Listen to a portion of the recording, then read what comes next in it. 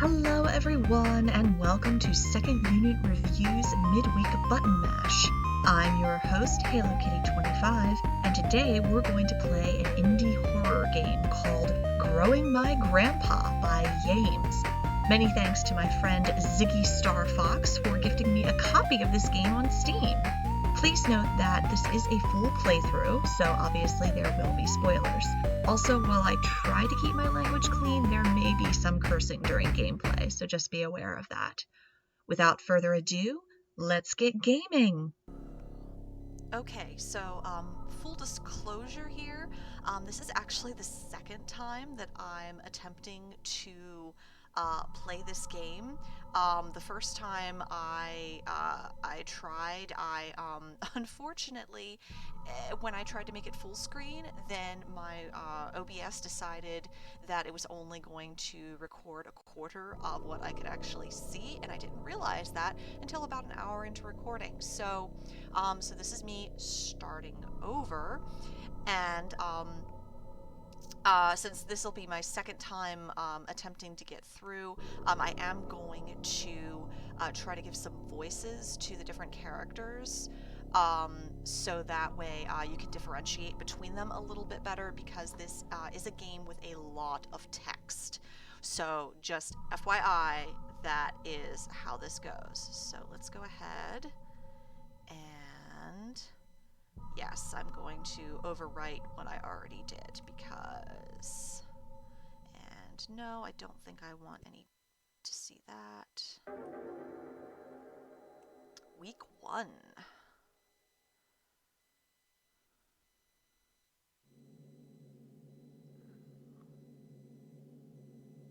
Oh, it looks like let me move, okay, because I am covering that up. Maybe I need to go over here. Yeah, let's go over here. That should hopefully keep me out of the way. Okay. So,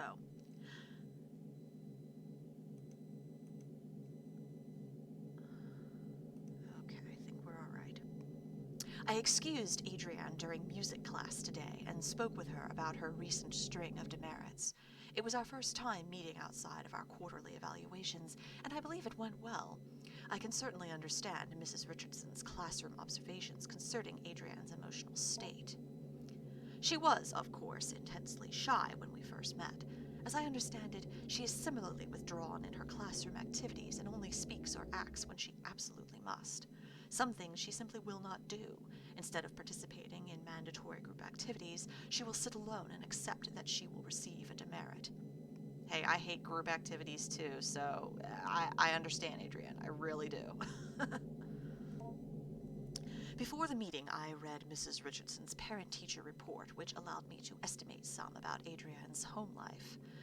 The parents are well educated and come from a prestigious background, but they lack time to properly nurture Adrienne.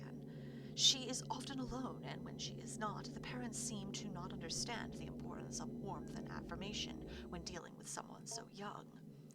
Having two parents of this reserved and icy temperament exacts an inhibition in a child. The child's imagination is subdued, but only ostensibly, for it eventually finds its way into regular life. I surmised that I would be able to reach out to Adrienne by way of make-believe. Oh, hi. How old is this child? How are you liking your new house? You've told me you used to live close by, but it still can be a big adjustment. A new room, a new school.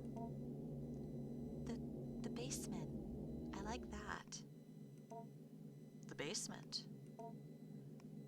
Yeah, well, there's lots of cool stuff. Mom and Dad sent me down there.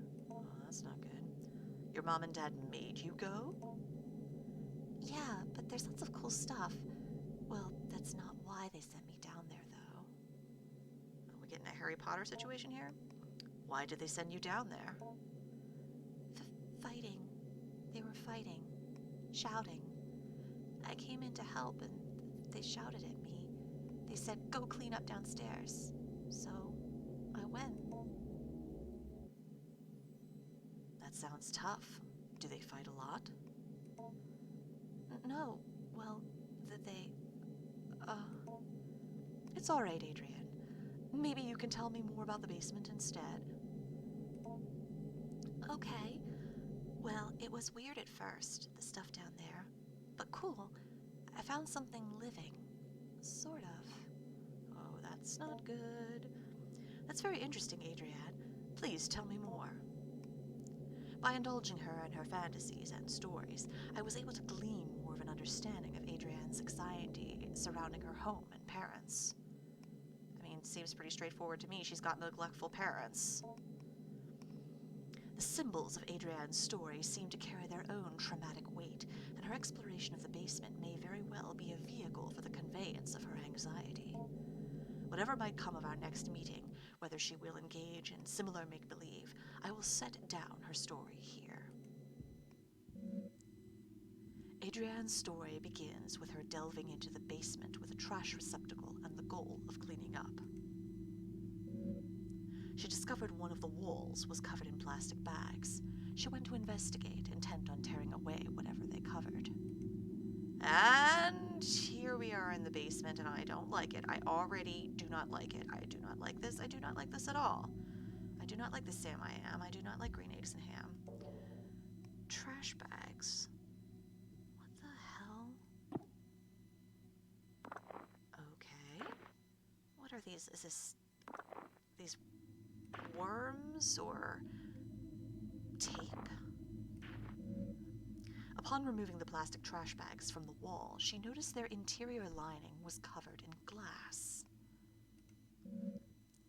Like a window, I offered. No, she said. Like a mirror. Do you hear that? I'm hearing a heartbeat here. Oh. Reflecting inward towards the animal they covered. I gently asked her what exactly this animal was. Here is where the material reality of the story took a turn for the explicitly fantastic and imaginary. Oh, hell.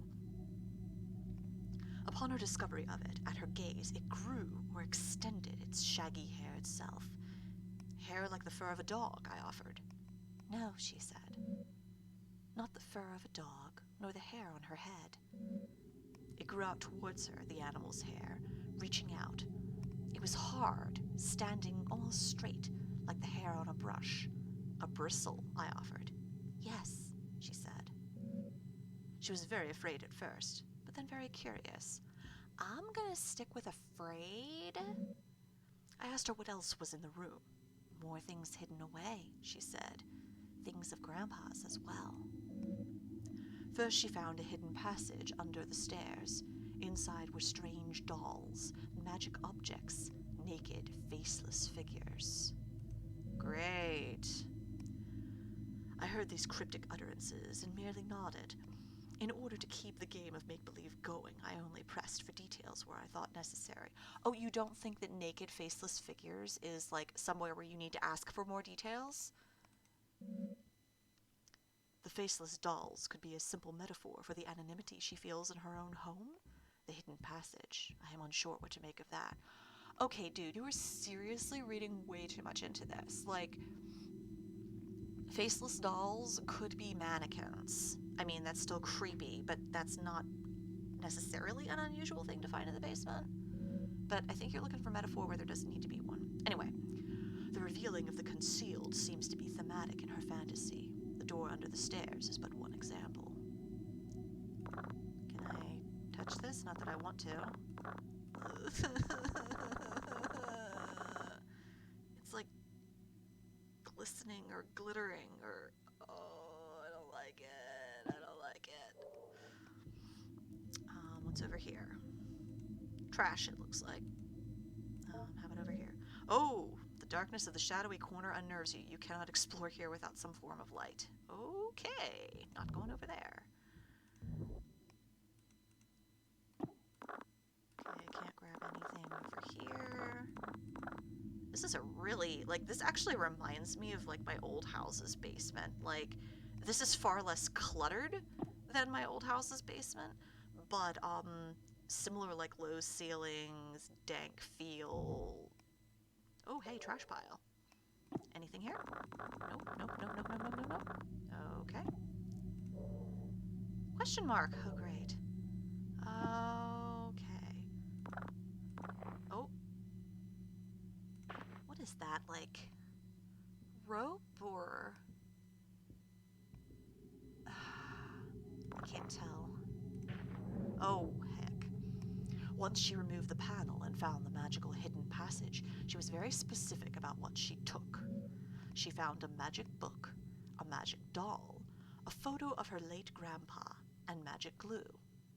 And magic markers? Oh, I don't like it. I don't like it. Oh, no, no. I don't like it. Yeah, I mean, it looks like mannequins. Take the doll. Oh, don't like it. A slouching doll. Its material is rough and coarse. That's great. Yeah, I don't like it. Search closet. Oh, hey, glue. All-purpose glue. That's great. Okay, so time to put... Oh, hey. Put all this trash away.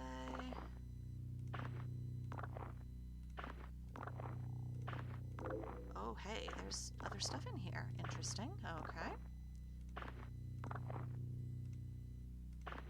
Put that away. All clean. This space will not be dirty again until next week. Well, who's dirtying it up then? Okay, what are you? A photo of your late grandfather. Okay. Mr. PhD, smiley face. Mr. PhD. On the reverse side of the photograph, there is more text. Good luck on your trip to the Urals. Stay warm. Well, that's lovely.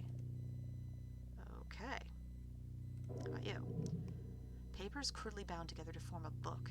Eurasian Steppe Shamanism and Fusiform Gyrus, an interdisciplinary study in sympathetic magic, a dissertation by Jacob Hart.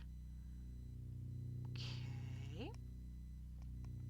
The impetus of this research was the recognition of a particular pattern in fragments of documents relating to magic and magico-religious practices.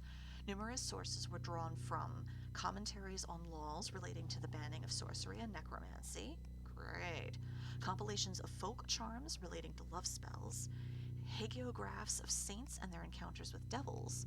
The list spans many centuries and a great distance, from the Levant to the Khazar Khaganate to the border of modern nation-states of Russia and Kazakhstan today. From this paper trail arose a consistent account about a certain form of magic relating to the binding of demons to a sorcerer's will. A demon called the Heaven of Needles or the Angel of Needles was known to be kept best by shamanistic keepers or wards who suffer from face blindness, prosopagnosia, whether by birth or through developmental causes like a stroke or head injury. It was known to be extremely effective but terribly dangerous, so much so that it became outlawed several times and was generally a popular scapegoat relating to unexpected death. So is that black thing over there, like, all bristly and shit? Like, is that the heaven? Is that a demon? Is there a demon down here?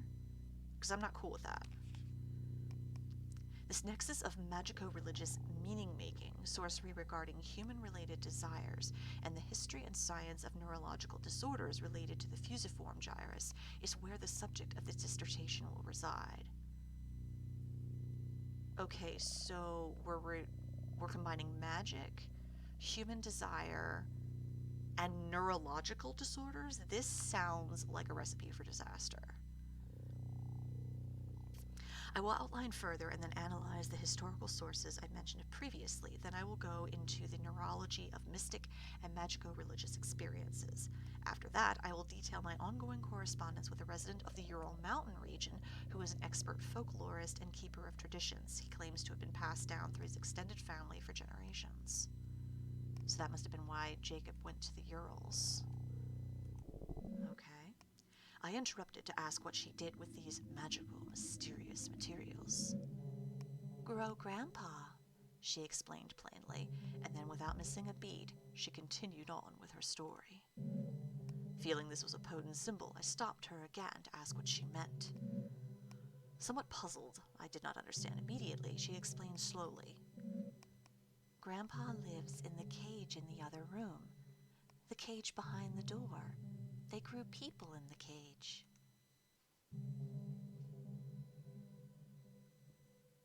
I'm sorry, is anyone else freaked out about that? Like, I mean, if I were this, like, shrink or counselor or whoever, like, I would want to know more about people being in a cage in the basement. Trash pile. Nope, I still can't explore you. I don't know, no. Okay, going back. Oh. Dang, that thing's big. Like, look how tall it is compared to a door. Like, it's like the size of a freaking dog, man. Like, jeez. Oh, hey, there's more notes. That's excellent. A hastily written note. Read now. I have repeatedly called your homes to no avail, and so I am forced to leave this here for you all. I found William sitting in the corner of the enclosure area, seemingly severely concussed. Whiskers was gone in none of its usual hiding places. I immediately suspected the worst. The project thus must be suspended for now. I am leaving up the usual mirrored coverings we use to keep the anthropoidic void sealed. I have done my best to lock up everything on such short notice. It is a hasty fix, but it will require some time to find a more permanent remedy.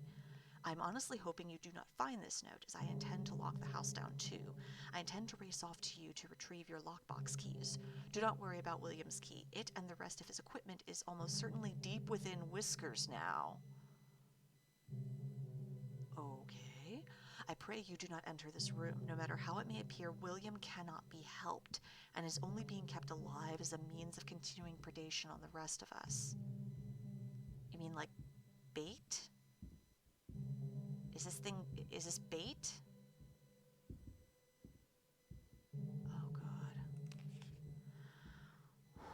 I will say once again, no matter what state you may encounter William in, he cannot be helped. I have sympathy for the young man, I truly do, but I found on his person several photos of his late sister, which would imply certain risks he knew he was taking.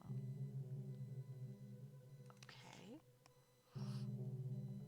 Our extant research materials have now become possible liabilities, either criminal or professional in nature, so I have stashed them away. I believe I let you all know how I might do this if we were ever to experience an event such as this. I do hope you all remember what I told you. So long then. Signed, Dr. H. So, clearly something went wrong, and the place had to be sealed up. So I am guessing Dr. H, who I think is her grandpa, Jacob Hart, he died before he could come back and do anything about it, and now Adrienne and her parents are living here? How the hell did that happen? Okay. Oh, hey, more notes. Note on an experiment. Oh, great. 1. For the sake of university policy and the health of any future career you hope to have, you will abide by the non-disclosure contract you have signed. Great. 2. Do not break the anthropoidic vacuum without my prior consultation and approval. 3. Any anthropoidic forms brought into the enclosure area must not be left unattended. When not in dormancy, the sample will attempt to take anthropoid shells. Okay. Thanks, Zuko, for clicking when I didn't want to click yet. I should be able to look at these again later. Oh, fudge monkeys. I didn't mean to do that. Okay. I'll have to read that again in a minute. Okay, let me do this. Okay. Ritual behavior with the sample, trading, bargaining, will result in dismissal from the project. The precise mechanism of the exchange of symbols and gifts required for a requested desirous yield is not known, and even then, anecdotal accounts of success are illegible, end in violent death. Ritual behavior. I mean, if it is a demon, you do not want to trade or bargain with a demon. Okay. Regarding growth cycles, every time Whiskers regenerates and leaves dormancy, it is to be logged as a new propagation. The sample's bodily existence cannot be illegible, i.e. a part cannot be cut from the whole, so there can be only one living propagation. All propagations are to be terminated after 5 weeks. Any further development puts us at risk. Termination procedures will be posted and followed with extreme care. With all of that out of the way, I want to welcome you to the project. I look forward to working with you, Dr. Hart. Okay.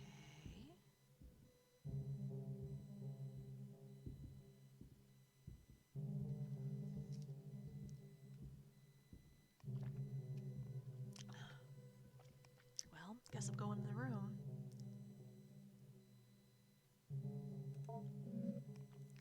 Beyond the door in the room, the cage was hidden, concealed in another cloak of inward-facing mirrors.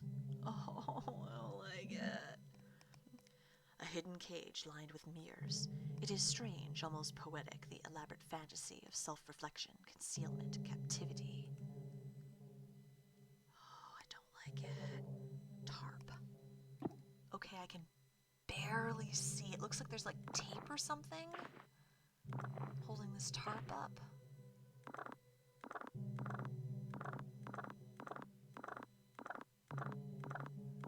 Yeah, I can barely see anything, so I'm just kind of grabbing.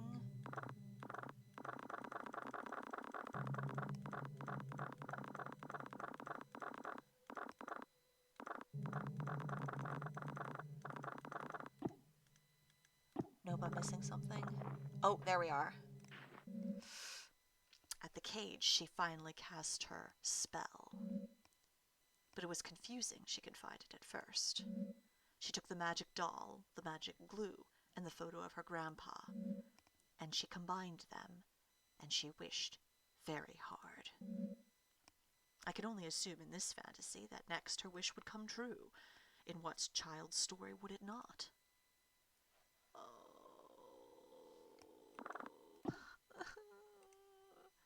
Okay. Glue. Particular human representation. Grandpa. Generic human figure. Oh, it's the doll and glued together. Oh, I don't like it. A tangible symbol of intention and desire. Yeah, because you need a focus for the magic. She put Grandpa in the cage, assuming that was part of the ritual. She was not clear on how it worked. What precise instructions she could glean from her grandfather's magic book was complicated by her reading comprehension. How old is this kid? She wished with all her heart, and then she told me she waited a while for anything to happen, and after that time, she began to cry. I cried really hard, she said. I wanted Grandpa to be back. I wanted my parents to stop being so mean. And it hurt me. It hurt me wish for Grandpa to come back, for my parents to be different. I could feel it through the walls, and it felt me through the air. Well, that's not creepy. I asked her what exactly she meant. She could only repeat what she said. By this time, lunch was almost over. I said goodbye to Adrienne, and then she left to rejoin her class. I was left to consider our conversation. I believe the storytelling strategy I have employed was not unfruitful, but I must probe deeper if I can. Although I can be sure of nothing I interpret, the impressions I get may begin to help me get an idea of the right questions to ask. Knowledge you acquired this week has given you access to certain topics or keywords you can discuss with Grandpa.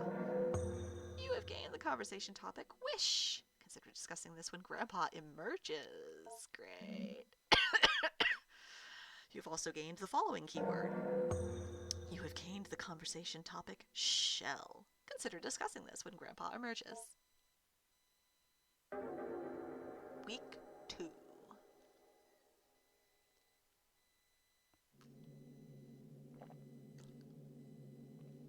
I met again with Adrienne in order to address her emotional outbursts in the past few weeks. It is our second time meeting, and while it is standard practice to have multiple sessions with a troubled student, as I assemble a report for the counseling department, I could not help but think, as we sat down in my office, that Adrienne already seemed to show a remarkable change in self-esteem and confidence, and perhaps my and Mrs. Richardson's estimation of her as emotionally disturbed was erroneous. Oh, she's disturbed, all right. The paralyzing shyness and withdrawn attitude Adrienne possessed last week was not entirely diminished. but she seemed to hold herself differently this week. Oh great, is she possessed? However, this only lasted as long as our conversation pertained to initial introductory pleasantries. When I began once again asking about her parents, her feelings regarding her new school and her new home, she quickly lost what new confidence she had gathered up and withdrew again into herself. So once again I partook in some collaborative make-believe, but this time I was aided by the fact that I had managed to do some research into Adrian's grandfather, and I had some insight into what she might actually be finding in the basement. So you're not believing that she's actually finding these things in the basement. Okay, I'm just going to say this right now. As someone who grew up as a very shy child, I did not share my make-believe with grown-ups. That was just something you didn't do, especially something that's kind of disturbing like this setup is, because I knew that if I shared something like that, I would not get in trouble, but like people would look at me weird and like it would not be considered quote unquote normal. And I knew that. So you didn't share stuff like this with people, with other people, especially strangers, if you were shy. So the fact that she's telling him this, I'm assuming it's a him, but the fact that she's telling this person, this counselor or whatever, about this stuff, and he's not believing any of it. Like, we haven't even gotten into the weird magic crap yet. Like, I mean, she did a magic spell, but there's no evidence that it worked yet. But the fact that he's not taking it more seriously is just kind of really frustrating. Like, even if most of this is symbolic, like, I'm sorry, I'd be calling, like, the, for, like, a welfare check or something, because this is clearly not normal. But anyway, on with what's being said. Okay. Now, this may be overstepping my bounds, some as a school counseling caseworker, but this was all in the service of making Adrienne feel comfortable and happy in this learning environment. In any case, I was able to dig up information regarding the grandfather by inquiring at the university in town. Not that I make it a habit of sleuthing, but I had a suspicion the grandfather was a professor there, or at least some sort of researcher, due to the fact that the newly constructed laboratory on the campus I drive by every day bears his name in memorial. Wow, great sleuthing. That's called being observant. Anyway, I'm sorry, I'm really like dumping on this caseworker, but like I'm just kind of frustrated with them. But anyway, he was some sort of anthropologist or linguist or neuroscientist. I did not have to dig that deep before the scope of his work became dizzying and I ran up against the limits of my undergraduate education. But back to the make-believe. What is your grandpa like? Is he a smart man? Not anymore, but I'm teaching him. So he's grown a good deal then? You've been feeding him well? Yeah, he is getting bigger, but he has a lot of room in his cage. He's still behind the bars? Yeah, well, he might be able to climb out eventually. There's this vent in the ceiling. Well, perhaps if he climbs out, I can meet him someday. You really don't want that to happen. Yeah, maybe, but he's not ready to leave.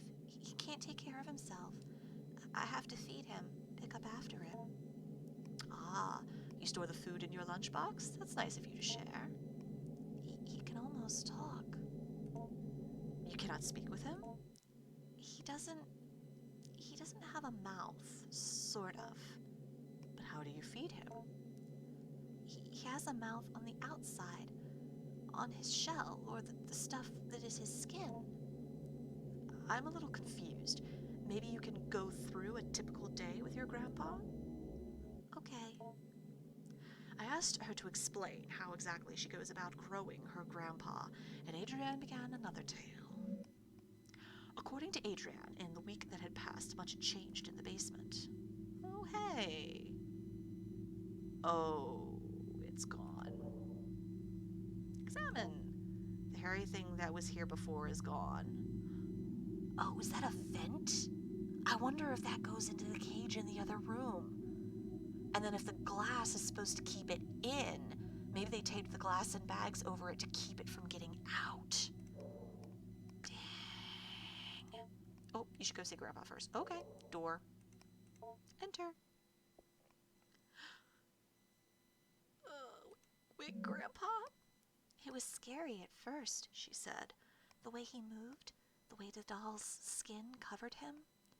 I wanted to interject. This somehow seemed inappropriate, but I kept listening.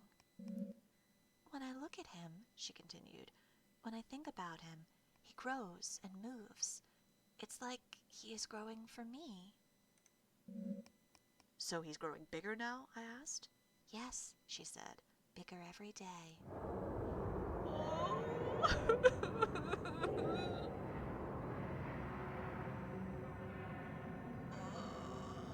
I'm not happy. I'm not happy. I'm not happy. I'm not happy. I'm not happy. I'm not happy. I'm not happy. I'm not happy. I don't like this. I don't like this. Okay. This begins the actual growing part of growing your grandpa. Beneath the doll's burlap skin, the follicles knit together what resembles a proper person, your grandpa. Except right now it just looks like some kind of wiggly worm tree. You are in charge of its cognitive development and diet until it is able to sustain itself. Currently you are observing Grandpa. Please click the arrow back button below for a brief tutorial of your duties as caretaker. Yeah, I don't like that. I don't like it at all. Here we can see a variety of options regarding growing your grandpa. Highlighted in red are the objectives related to feeding and teaching Grandpa. Important messages regarding Grandpa's recent activity will also appear here. You will need to find it food and learning material before you can move on to the next week. Some foods will make Grandpa happy, others merely content. Some food will make Grandpa disgusted to the point of nausea. Learning material is also scattered throughout the basement. Seek out vocabulary cards intended to help teach English and basic anthropoidic concept formation. Yeah, because that's totally a thing. The options highlighted in red are related to navigating around Grandpa's enclosure. The Go to Grandpa option will let you perform all actions directly related to Grandpa, feeding, teaching, observing, etc. Accessing the study corner will let you go over any documents you pick up as the weeks go by. It's a good idea to learn about the work of the people who last occupied the space. Yeah, considering they're all dead or gone, yeah, I probably should. Accessing the kitchen corner will let you search for food in the old refrigerator and prepare food for Grandpa if need be. The Help button will replay this tutorial. The Save Game button will save your current progress. You can only have one save file at a time, so if you save data, you will be asked if it's okay to overwrite it. The Exit Game button will take you back to the main menu. Okay. More buttons may or may not appear depending on your development of Grandpa, so watch out for them. One final note. Take care to explore the basement at your leisure. However, due to the entropic nature of clutter and trash, different weeks may allow you to find things you had not previously discovered. Good luck! Okay, so first, I'm just going to go ahead and save right now. Game saved.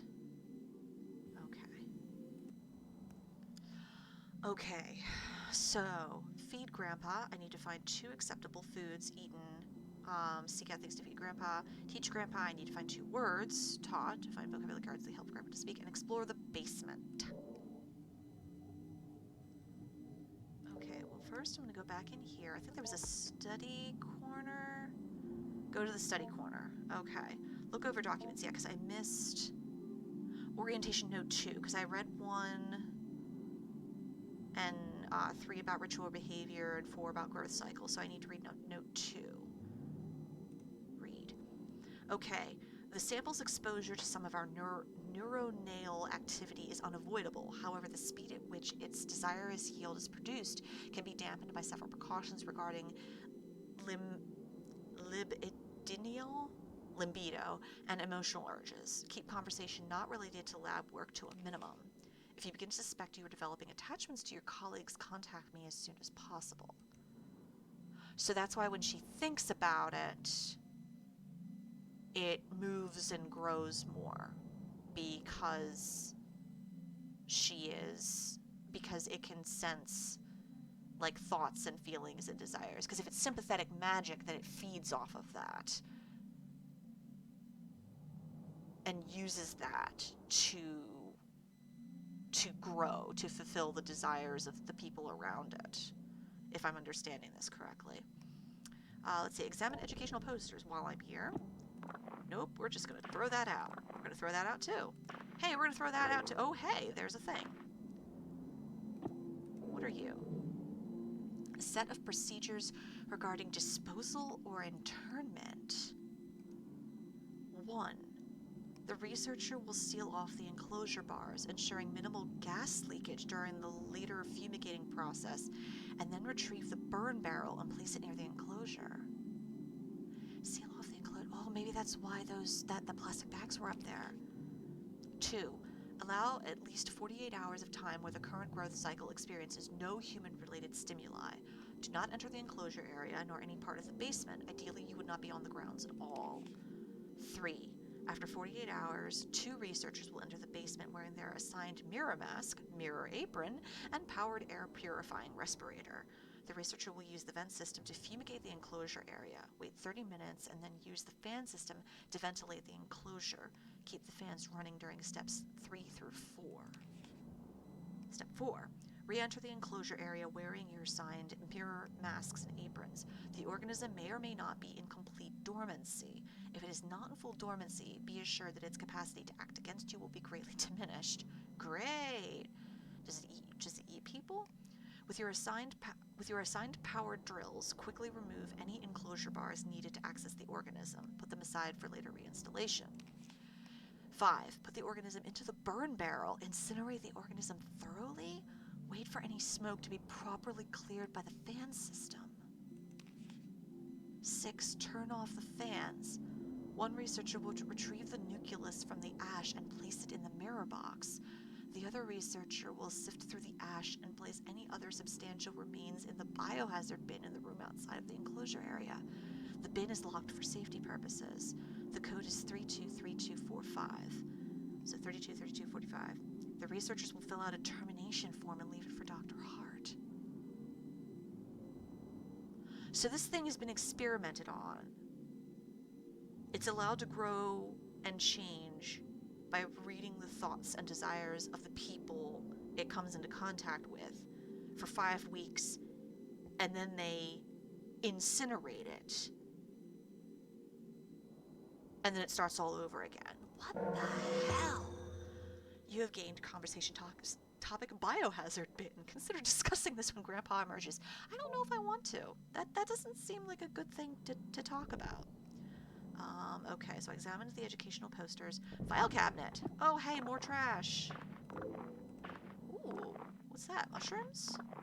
Shrooms. No, throw it away, throw everything away. Oh, hey, more paper. Nope, in there. Get in there. Come on. Oh, all clean. This space will not be dirty again until next week. Well, ain't that peachy? What are you? Cashews. It looks edible. Grandpa might like this. Okay.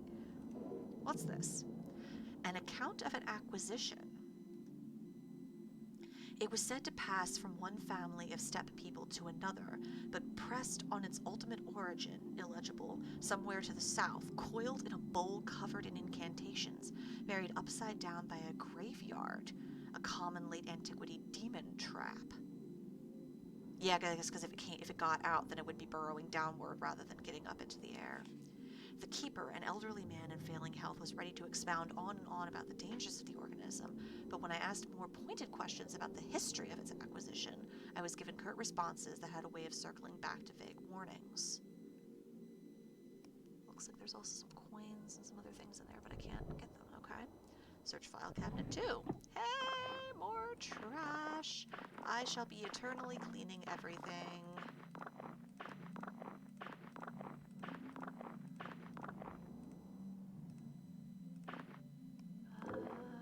Ooh, more notes? More notes. Come on. All clean. What are you? Oh, linguistics module. Vocabulary card. Grandpa. Teach Grandpa this word. And read the notes by the educators. Okay. Alright, so I found a word. File cabinet 3.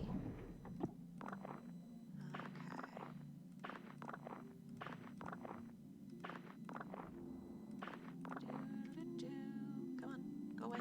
Go in there. Come on.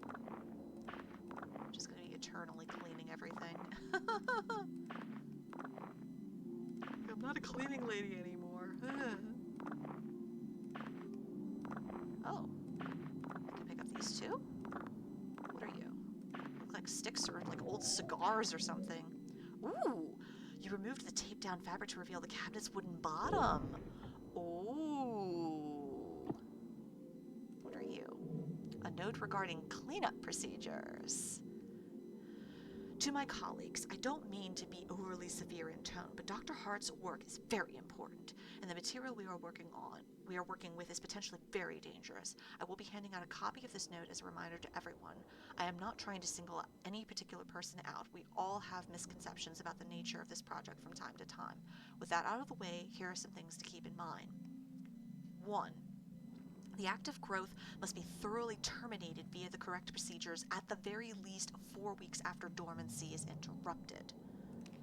It doesn't matter what you've done or haven't done regarding tests or procedures or how much the anthropoidic vacuum has been disrupted.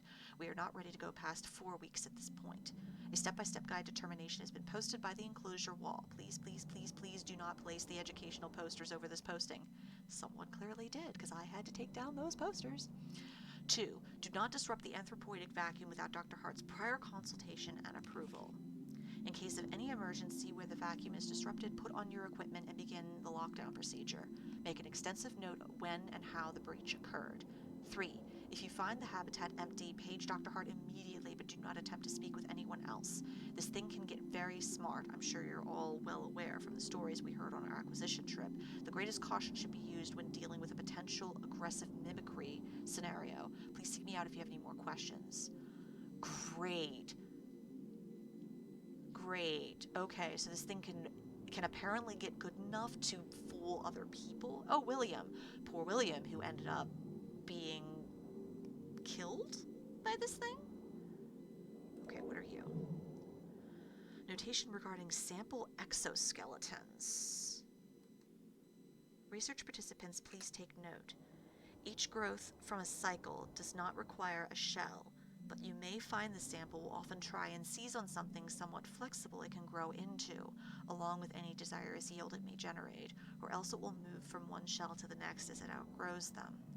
In the small amount of time I have spent with it in preparation, I have noticed it tends toward human forms. However, we should keep a tight lid on the anthropoidic seal in order to be cautious before we begin to experiment with exposing it to long-term anthropoid stimuli. Signed, Dr. Hart. So it's almost like a hermit crab, an extra-dimensional hermit crab. That's creepy. Medical imaging device. I don't have anything for that. Okay. Let me go to the kitchen corner. Search the upper fridge. Oh, what are you? Oh, lettuce. This looks edible. Grandpa might like this. Grandpa doesn't... Well, Grandpa doesn't have a mouth, only has a mouth, sort of. Oh, a banana. So he probably doesn't have taste buds. Okay. Okay, I'm gonna go back. Let's see. Ooh, cabinet. Examine. Slouching under the weight of rot and refuse. Great. Cabinet. Whoops.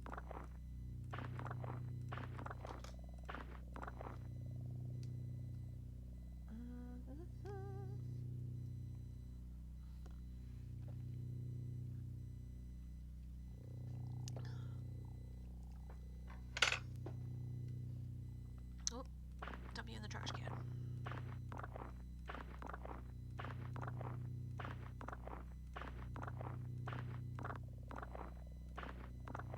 Is that like a snake skin?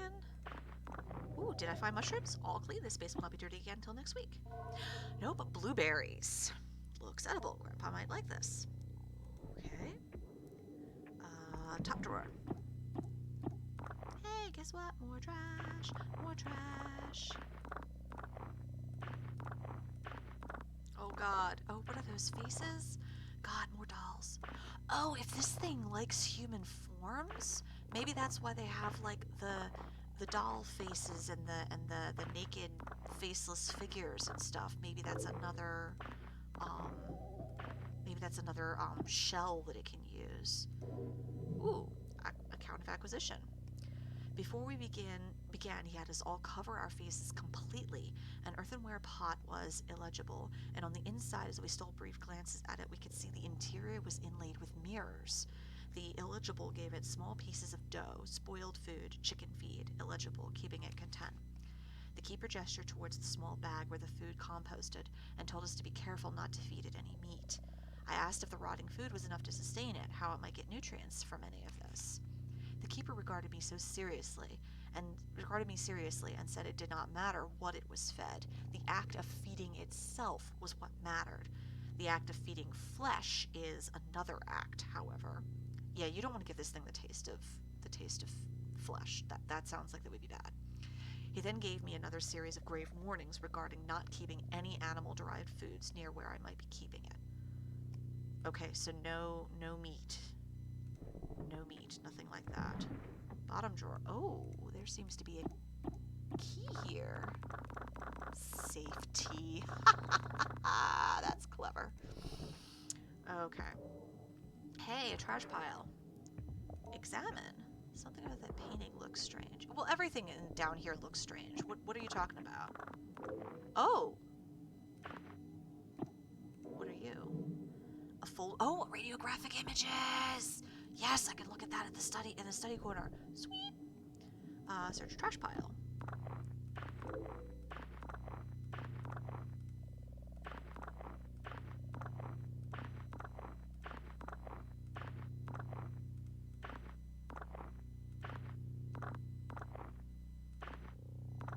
Okay, what's this, like straw or something? All clean. This space will not be dirty again until next week. What are you? Fiberglass insulation. This isn't really food, but Grandpa might eat it, however. Why would I feed him that? Okay. Trash pile. Oh, I can't look under the stairs anymore. Okay. Examine. The waste here smells particularly strong. Great. Search trash pile. So, what terrifying horribleness will I find under here?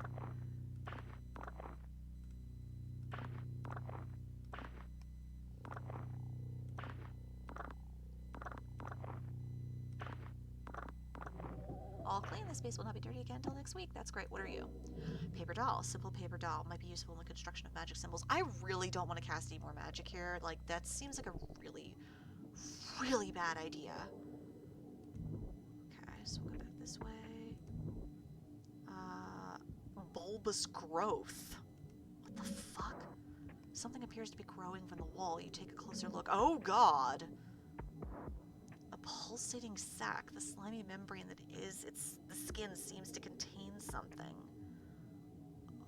Oh. It might be able to be opened with a blade. I don't think I want to open that, thank you. Examine. Yes, trash. Trash pile.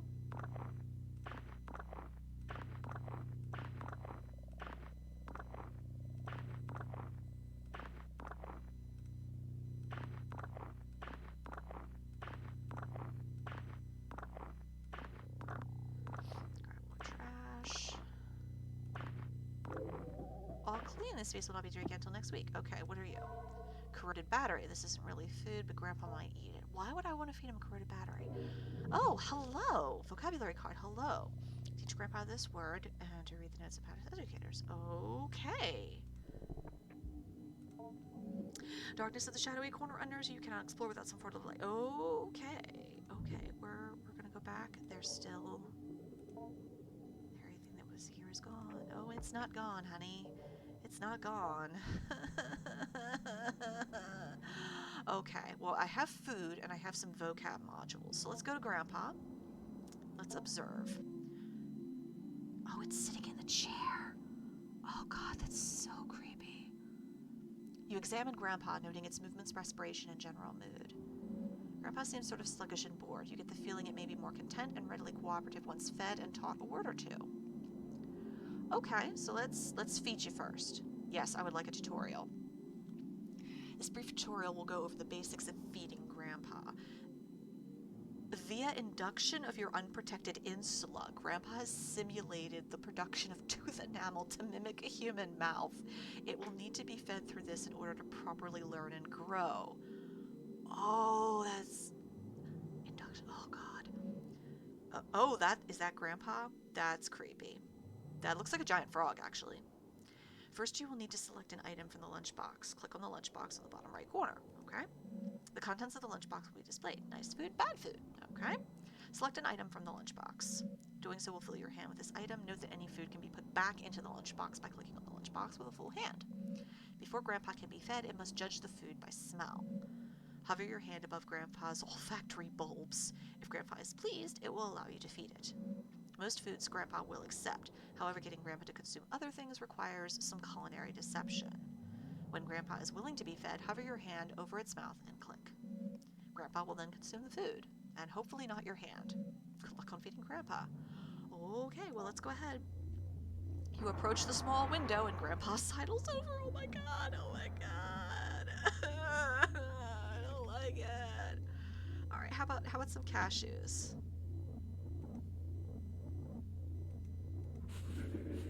Grandpa seems indifferent to the smell, but will accept it as a meal. Oh God. Okay.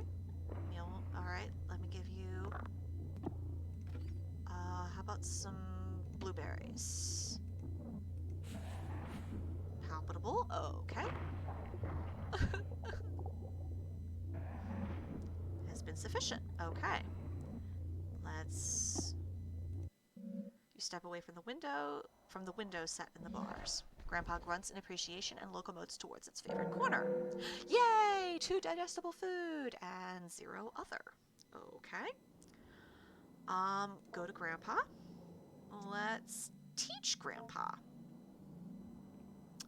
I need a tutorial for this too. Okay, example. This brief tutorial will go over teaching Grandpa pronunciation and vocalization, which is going to be interesting considering its weird-ass mouth.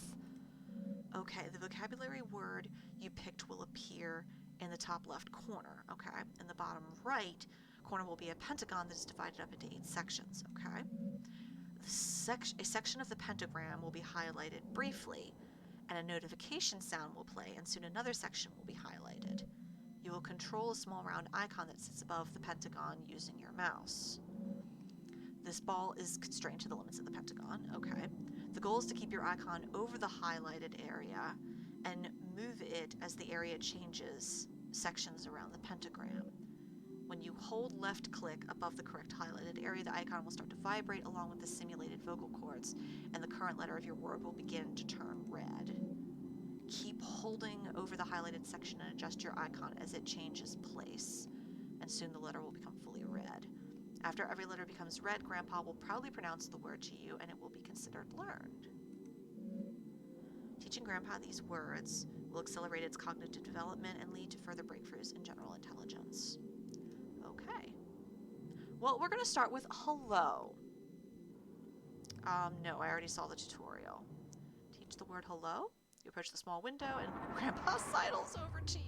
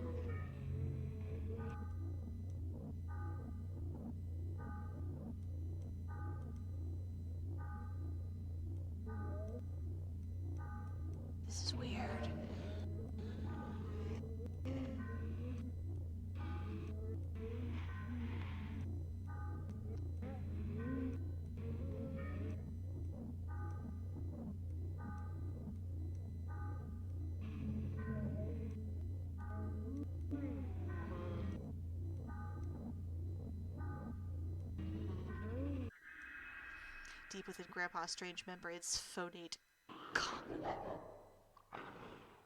Hello. Okay. Having completed the lesson, you take a look at the back of the vocabulary module card and the notes there written by administrators of the past. Hello, part of vocabulary and vocalization module A2, conversational basics. General pronunciation comments, sloppy articulation, module comments, see below. We are already encountering some difficulty as Whisker's subjectivity is so much determined by a diverse and dynamic array of influences. It attempts to mimic the thoughts and desires it passively intercepts, and these imitations go on to structure the basis of its identity.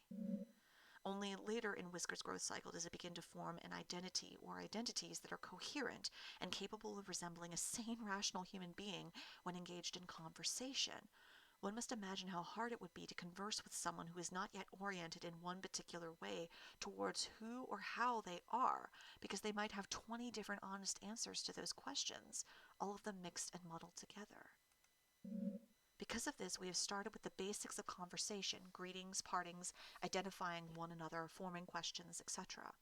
It is fortunate that Whisker's current growth, number 19 I believe, has developed a mostly accurate human mouth simulation. Hello was a bit of a challenge in the previous growth as it had failed to develop an adequate organ to act as a human tongue. You step away from the bars and store the module at the document table. Alright, we got one word. Let's go back to Grandpa. Let's teach Grandpa. Teach the word Grandpa. You approach the small window set, and Grandpa sidles over to meet you. Oh, God.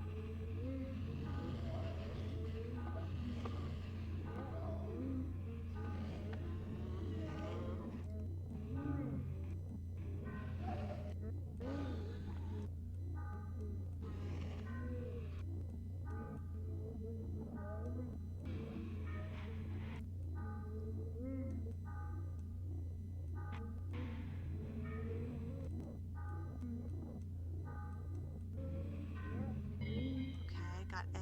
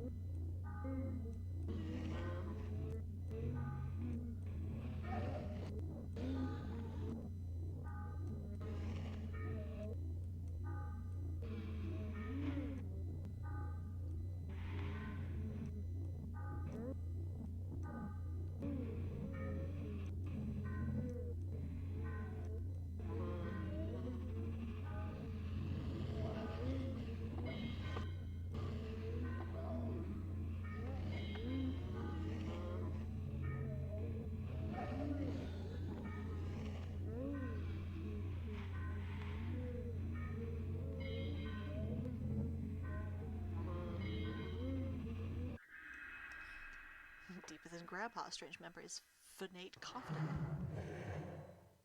Okay, that was pretty good. Grandpa, okay.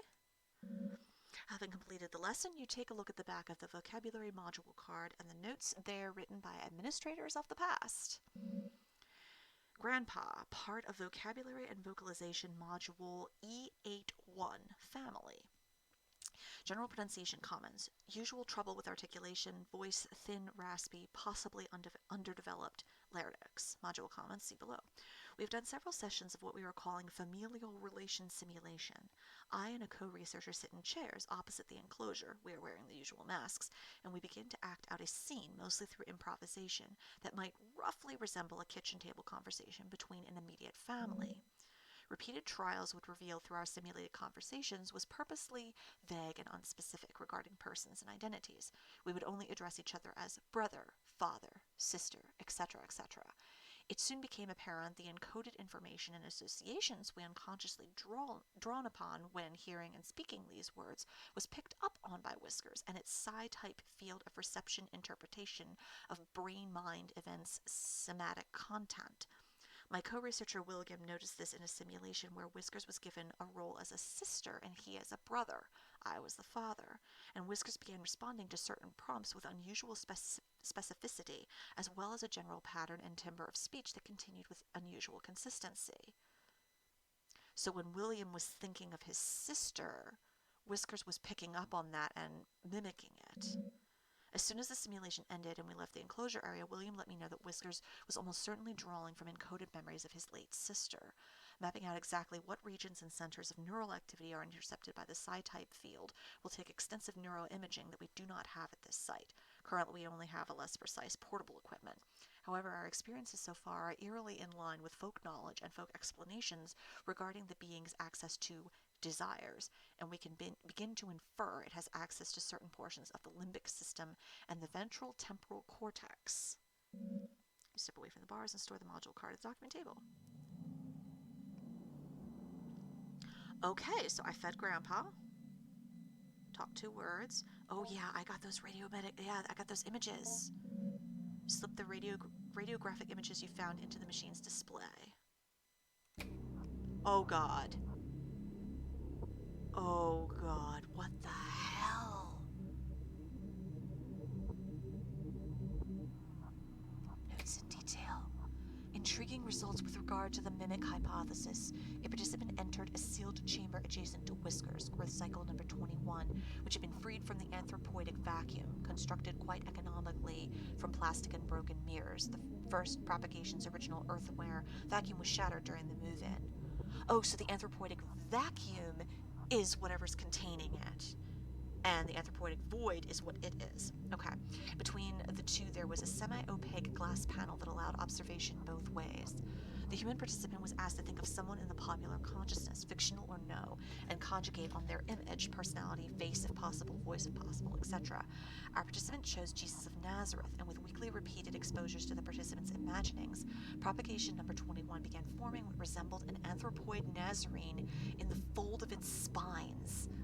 Previous human-oriented tests have always bore out a result that Whiskers would form an anthropoid team member, be it me or Dr. Hart or Gerald, and we assumed it was merely mimicking one of us. Dr. Hart has always contended the desirous yield or the anthropoid reproduction Whiskers creates when in contact with human beings has always been based on the conception and relation to the person through someone else. So it mimics not the actual person, but mimics what other people's conceptions of that person. With this framework, the desirous yield is not actually a replica of a person, or if it is only a replica of the fiction of a person generated in the mind of another. This desirous yield was not Jesus Christ, but the participant's image of Jesus assembled from their religious upbringing, religious artwork, depictions in popular culture, etc. This radiograph was taken right before the destruction of the growth cycle, while Whiskers was rendered unconscious via fumigation. It seems like every successive propagation, the stem cells in the organism work a little faster, but I'm paranoid.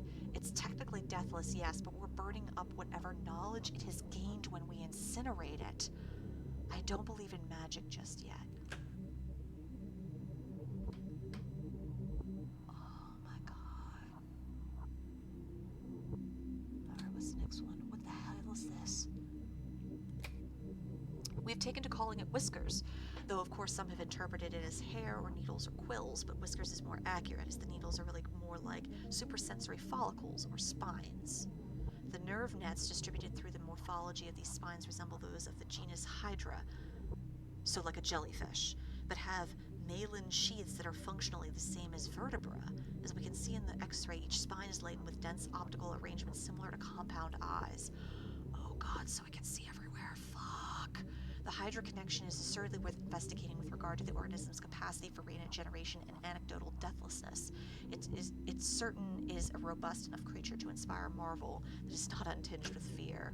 Yeah, the problem is you guys are not scared enough. That's your problem. God, what the hell? Exposure to mammaline forms, part of a series of zoomorphic influences, led to further understanding of the propagation's ability to simulate the somatic stem cells that constitute fully developed animals. So this thing is made of stem cells with eyes. That's creepy. I write simulate in the previous statement because examining the tissues of each propagation leads me to believe its amazing capacity for accelerated growth of vastly different forms come from its cell-level mutability. And yet at no time does it function as the thing it becomes, except in the sense that it mimics it.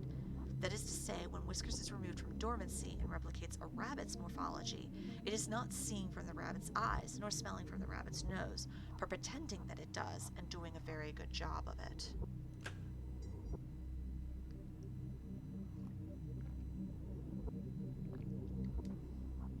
Well, that's not terrifying. Oh, God. This radiograph was taken at or around growth cycle number 4. The strange thing about it was that the subject of the image was found nowhere near the enclosure. It's almost like a piece of Whiskers fell off and scurried into the corner. Oh, I wonder if that's what the bulbous thing is. The bulbous pustule or whatever. I feel like we've learned a lot since then, but at the time I remember speaking about the morphology being weird, not really even resembling any extant zoomorphic structure, besides maybe a cuttlefish. Then I happened to open the thing up. Inside were all these little dead amoeba-like things, but they all sort of looked like they had faces that were just barely there. After I took the radiograph, I gathered it up and went to go through it in the biohazard bin. As I walked by the bars of the enclosure, I could hear Whiskers suddenly going wild, flopping around and grunting excitedly. Could it have smelled the cuttlefish thing? Would it eat its own production? I guess it's technically flesh. This is beyond the scope of the project, but it could be that without the stimulus of an active brain, or more specifically, a healthy and active brain capable of face recognition and theory of mind, Whiskers begins to pull whatever it can from the limited data available to it. Again, this is not our focus at this time, but I left a note for Dr. Hart just in case he wanted to take a look. Oh, God. Oh, this is terrifying. Okay, going back. Go to Grandpa. Observe. You examine Grandpa, noting its movement, respiration, and general mood. Grandpa appears content and ready to cooperate. Oh, that's great. So let's attempt to communicate. Grandpa accedes to your it approaches the gars and begins to unknit its skin. Accedes to your request. It approaches the bars and unknit its skin. Oh, God. The inner Grandpa, though still not fully formed, is revealed. It may be fruitful to speak with it if it can respond. Oh, God. Ask about Wish. With a great deal of effort, Grandpa gurgles fragmented thoughts through its ill-formed lips. Mother, will father new lives out of the air. The dark spiny filaments that make up the majority of Grandpa's body begin to oscillate rapidly. The air behind your eyes, I can taste it. So maybe your thoughts? I can taste your thoughts? Ask about Grandpa's shell. With a great deal of effort, Grandpa gurgles fragmented thoughts through its ill-formed lips. Skin, my body, all human skin around me. Give more. Grow more to fit. So this music is almost like it's not ominous. Ask about the biohazard bin. With a great deal of effort, Grandpa gurgles fragmented thoughts through its ill-formed lips. However, it fails to produce more than a wet and frustrated spluttering noise. Goodbye. Grandpa silently ascends back into its shell. Okay, well, I'm going to go ahead. I'm going to save right here. Overwrite save. Yes.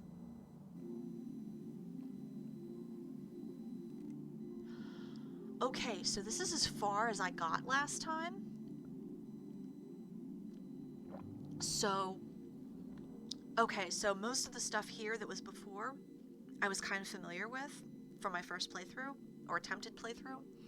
So now we're going to be going into completely new territory for me. So we're going to end the week. End the week? Yes. Weekly summary. Oh, I get a weekly summary? Oh, that's wonderful. Food acquired: cashews, lettuce, banana, blueberries, fiberglass insulation, and battery. Documents acquired: doll, glue, grandpa magic book, hastily written note, orientation notes 1 through 4, grandpa doll termination procedure, acquisition notes 1 and 2, vocabulary card grandpa, severe note, shell notes, radiographs paper doll 1, and vocabulary card hello. Knowledge you acquired this week has given you access to new conversation topics to discuss with grandpa. I have gained language. Okay. Week 3.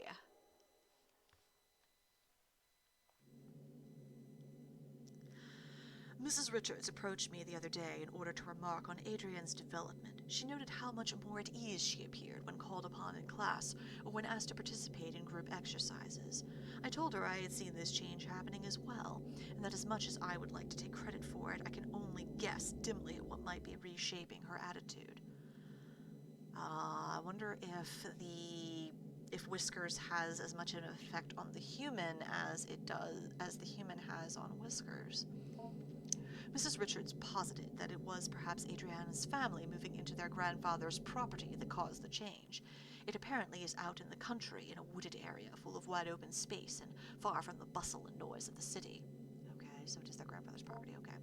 The grandfather, Dr. Jacob Hart, had jointly purchased the land with the university he was employed with and began constructing what he was intending to be a satellite campus for a burgeoning psychological anthropology program he had a hand in establishing. Psychological anthropology. Okay, that's cool.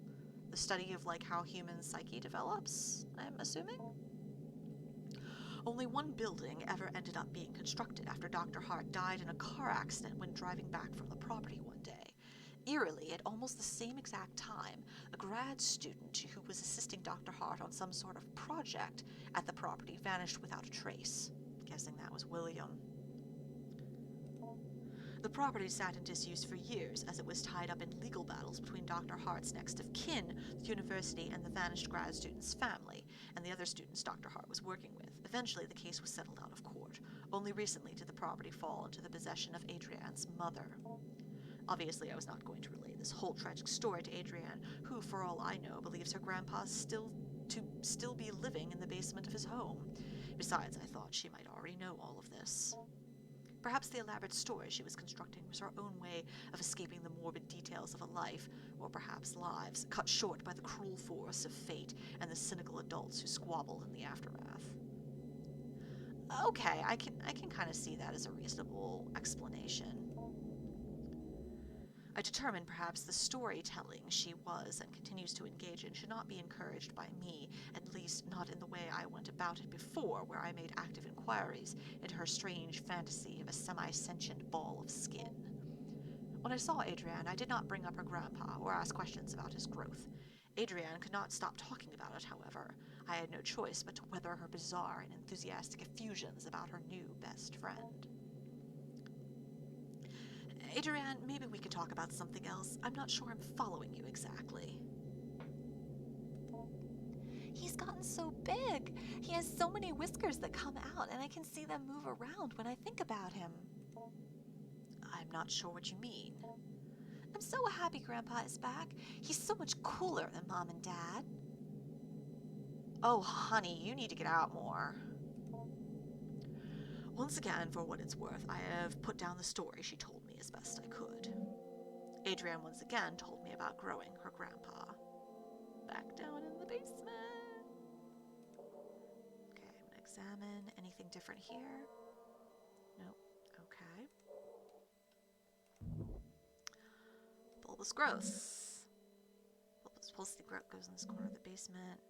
It seems like it could be easily opened with a sharp edge. Okay, let's examine the trash pile. Because oh, hey.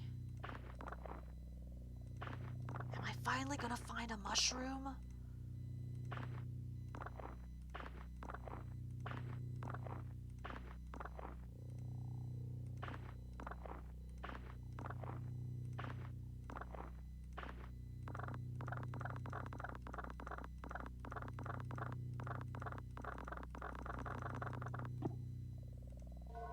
A kiwi! It looks edible, Grandpa. I like this.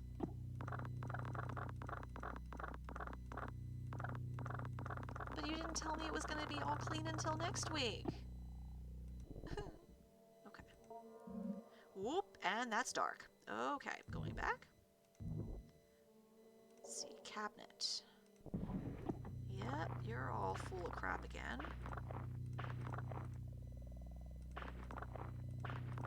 Such tiny hands. Can only grab one piece of trash at a time. Is that a snake skin?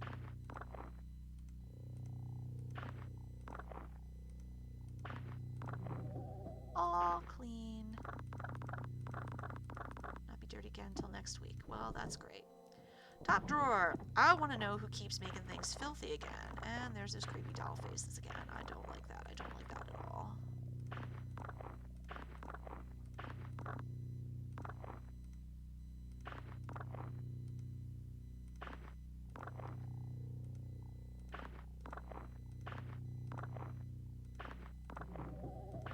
All clean, all clean. Okay, bottom drawer. Oh yeah, that has that key. Trash pile. Anything else on the painting? No. Okay. Search trash pile. Ooh, hey. Ooh.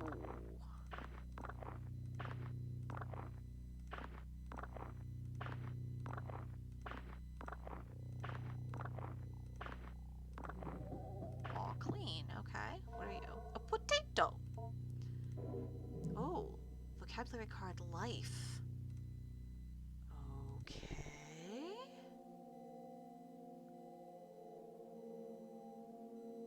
Okay, did I already search the trash pile? Yes, I did. Okay. Trash pile.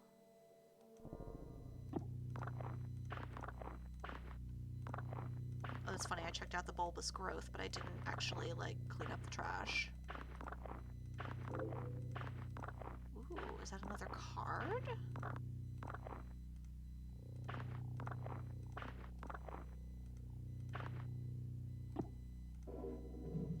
Indecision. Okay, that's an interesting choice. I can't go back under. Alright. Enter. I'm gonna go to the study corner. There's nothing, no more educational. Okay, search the file cabinet. 1.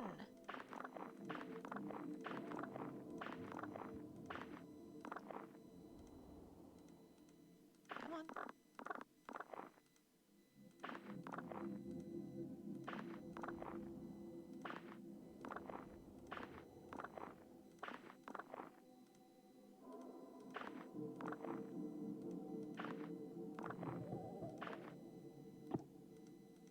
All clean, okay. File cabinet 2.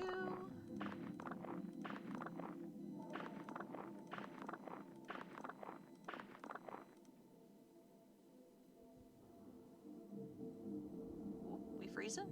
Okay. I think we're okay.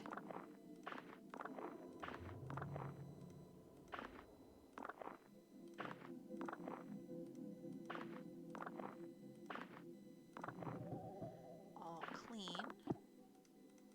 Okay, nothing new in there. File cabinet 3. Oh, nothing new in there. Okay.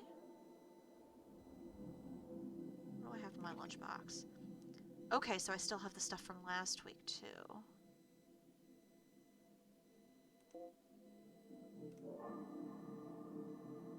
let's go to the kitchen corner. Search the upper fridge.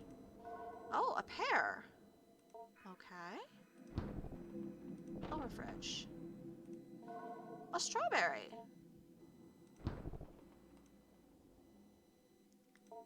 Prepare food. Soft fruit or vegetable, unappealing item.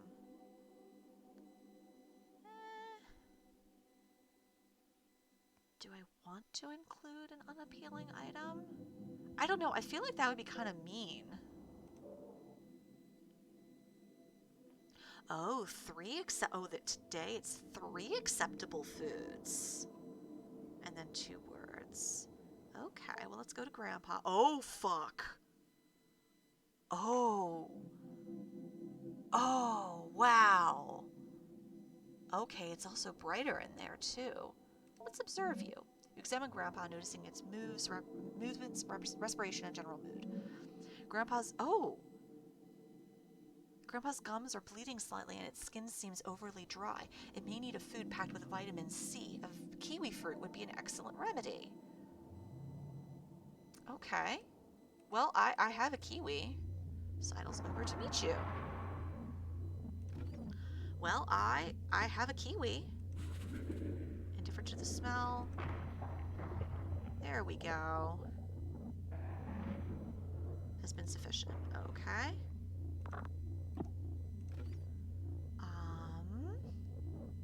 How about a strawberry? Neutral reaction. Sates hunger, but that is all. Okay.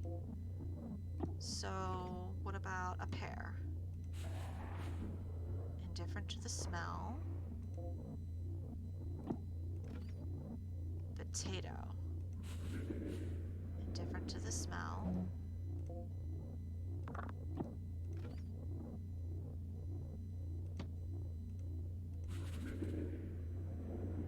Sates hunger, but that is all. Okay. Okay, well, let's give you a pear. That feel better? Sufficient. Okay. And let's see.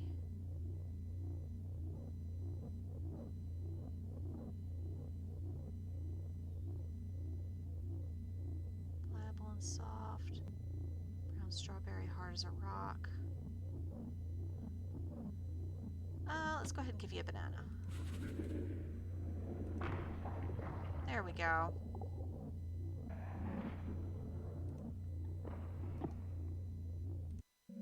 Step away from the window. Grunts in appreciation and locomotes towards its favorite corner. 3 digestible food. Yay! Okay. Go to Grandpa. Observe. You examine Grandpa. Content and ready to cooperate. Okay. Alright, so let's go ahead and do some teaching.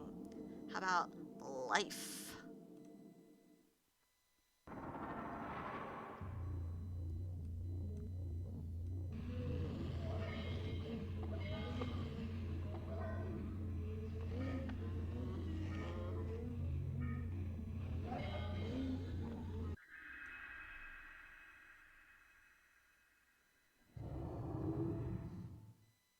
Yep, that was kind of recognizable as life.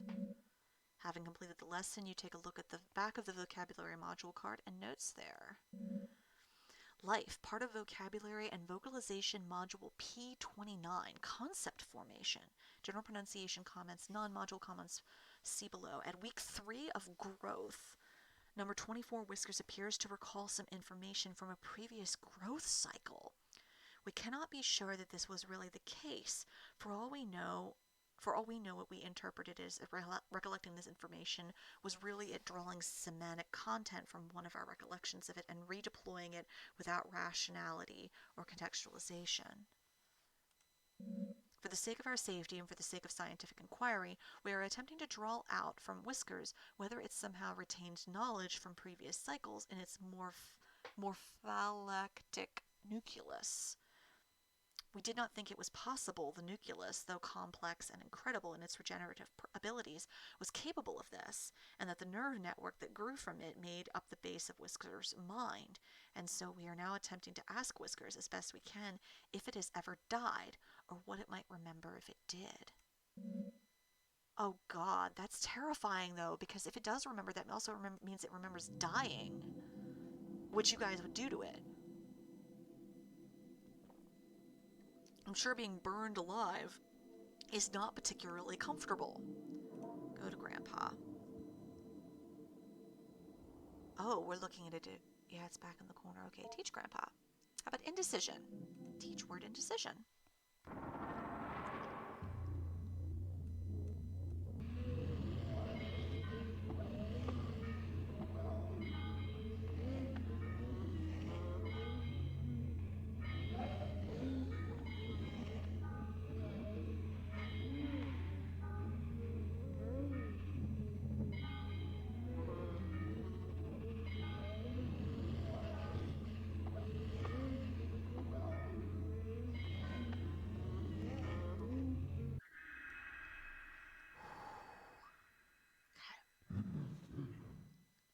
Oh.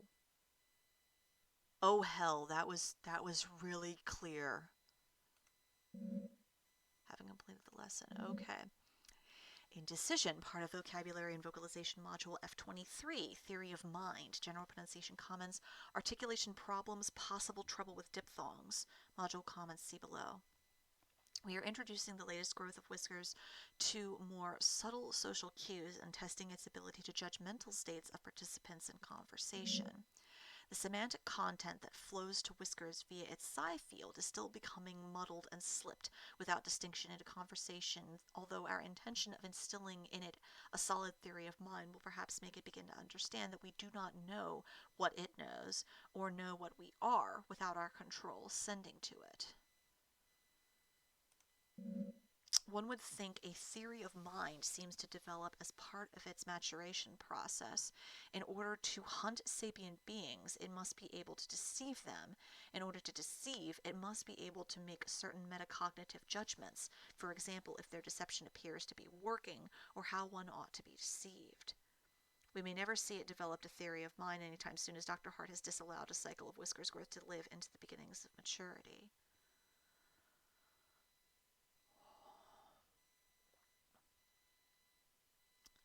So this thing absorbs the thoughts and desires of sapient beings around it in order to mimic them, in order to hunt them. That's terrifying. Okay, let's go to Grandpa. Observe.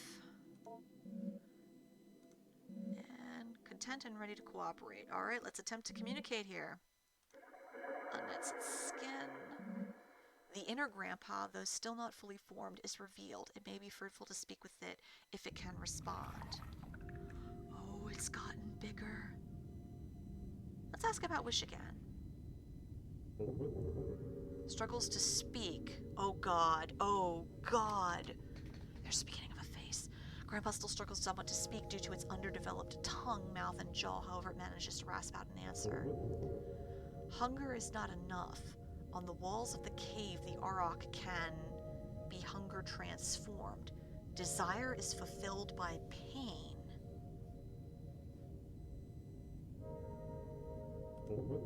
Your grandpa doesn't have the right words. Right now I can only say I love you. Love is not enough, though. Desire is not enough. See, I can't get over how, this music, when you're actually talking to it, is not frightening. Project it outwards. Make it true to yourself. If only in symbol, then it will be enough. For me and for you. Ask about Grandpa's shell. So he still struggles to speak. Okay. Something to grow in. My skin is not the doll's skin. Yep. My skin is not like your skin either. I can still feel your eyes on me inside my shell. I have many eyes to see, but I don't need them as much as I need your eyes with which I can understand as seeing me. So he needs how she sees him in order to continue developing. There is a cycle of attention. You give me myself, but I am still not that. Because it's not complete. Slowly I form a human shape, and you see me more as human, and I become that. I'm going to ask about language, then I'm going to go back to the biohazard bin. Okay. Grandpa is old. My lives were easier before I made myself to speak and before you made clothes to wear and rules to obey. How old is this thing? Your grandpa remembers. I have learned much in many lives and deaths. Keep speaking with me. I love talking with you and learning from you, and it helps your grandpa so much. Soon I will be everything you would like me to be. Okay,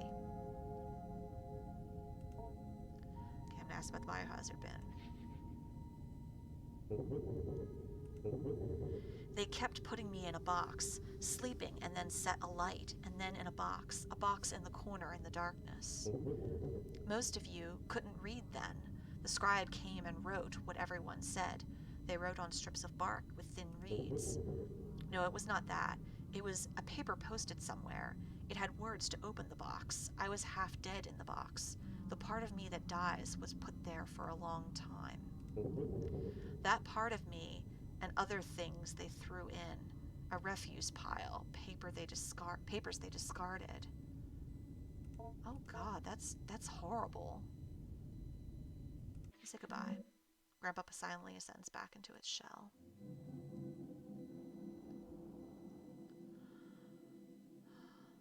I'll do one quick observation. Content, okay. I'm gonna go back. Alright, I'm gonna go ahead and save. Alright, and we're gonna go ahead and end the week. Weekly summary. How we doing? Food acquired, kiwi, potato, pear, strawberry. Documents acquired, vocabulary card, life, vocabulary card, indecision. Week 4. Wonder how many weeks this is. The time I have to spend compiling an evaluation on Adrienne is almost up, and I still can't say what to make of her changes in mood. It is, of course, the case that children of Adrienne's age are nowhere near finished learning and growing. I may have to simply be happy that Adrienne was able to improve her attitude. However, something in the odd and occasionally grotesque stories she continues to bring up to me still strike me as meaningful. Hello, strange child. How has your week been, Adrienne? Grandpa is almost ready. He's almost finished. Well, sort of. Ah. He's almost as big as his shell now. He has a face, and he can talk pretty well, and almost has legs. I see. As before I have put down the story she told me as best I could. Once again, Adrienne told me about growing her grandpa. And back down into the basement. Back down, and yep, it's still gone, and I'm still terrified. Bulbous growth. And I don't have a sharp edge, so... trash, okay. Let's see what we got here. Ooh.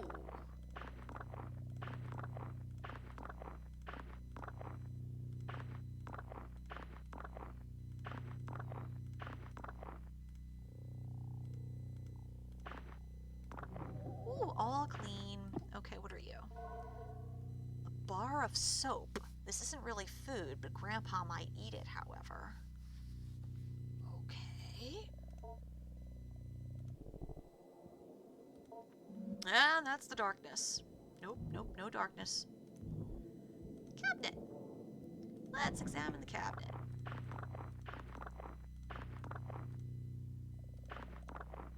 I don't know where all this trash keeps coming from, man. Like, is Whiskers / Grandpa running around and throwing trash everywhere, man? Don't make no sense. Don't make no sense. Ooh. Meaning. Okay, found another card. Excellent. Top drawer.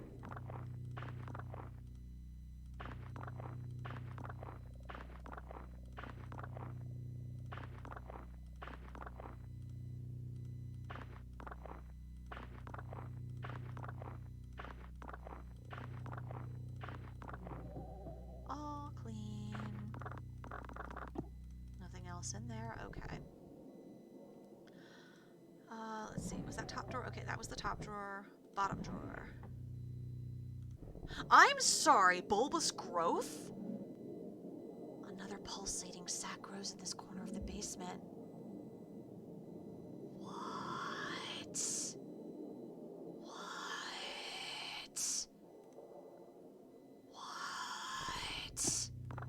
Why are there more of them? Is it growing babies? I don't know. I am confused. Ooh, what are you?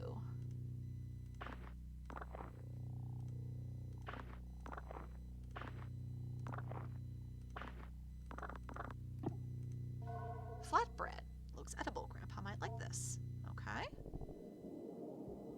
Search painting. Anything else? Nope, nothing else with the painting. Okay. Back. Trash pile.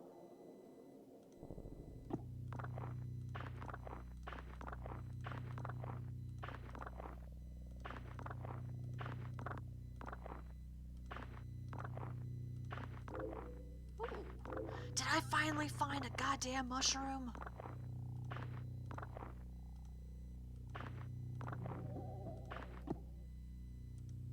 Mushroom! Symbol. Okay.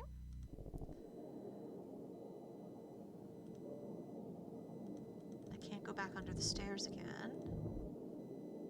Door. Enter. 3 acceptable foods. I'm gonna go to Grandpa. Oh, God. Observe. You examine Grandpa. Grandpa seems fatigued and almost anemic. Some of its spines appear brittle. Perhaps it would be more cooperative if fed an iron-rich meal like meat. Nope. Nope. Nope. Where? Nope.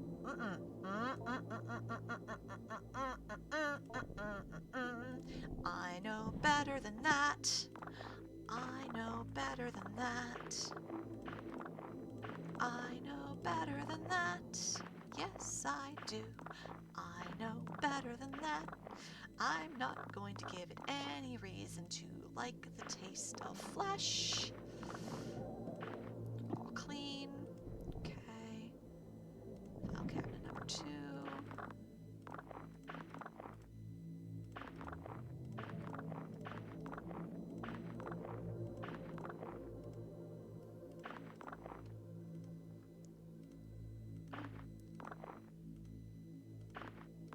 Still haven't found a key to get into that safe.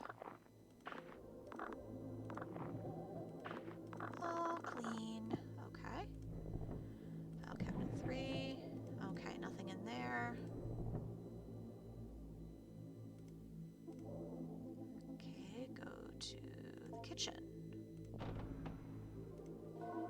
Apple. Okay. Lower fridge. A jackfruit.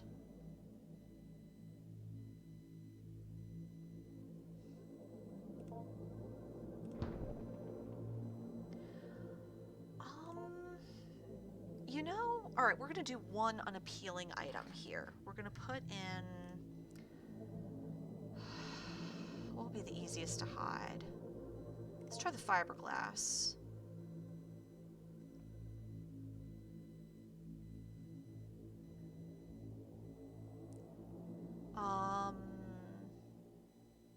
Inside the apple. Conceal. Okay, we'll do that. Okay, so now we're going to go to Grandpa. We are going to feed Grandpa. And we are going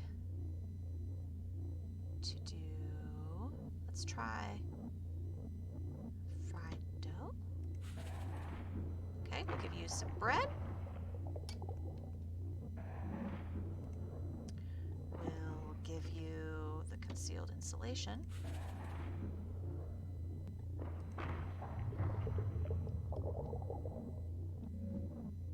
Cause some indigestion.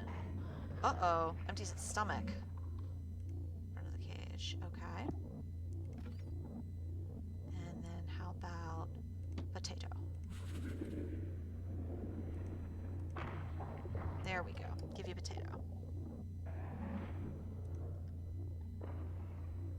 Can I give you anything else? Give you a jackfruit?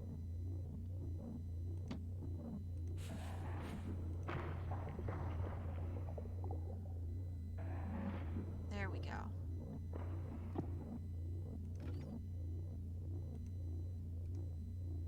Okay.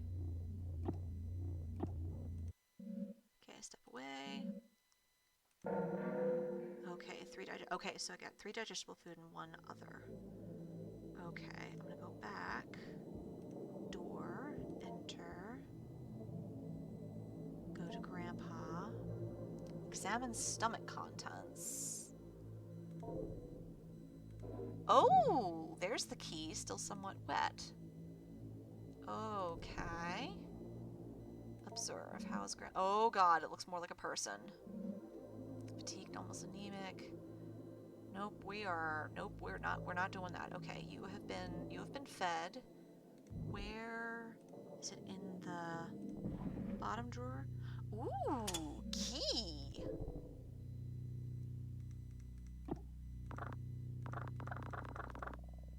What's this? A photo of your mother as a young woman.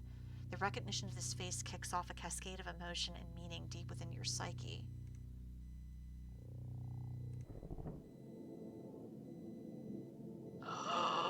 Can...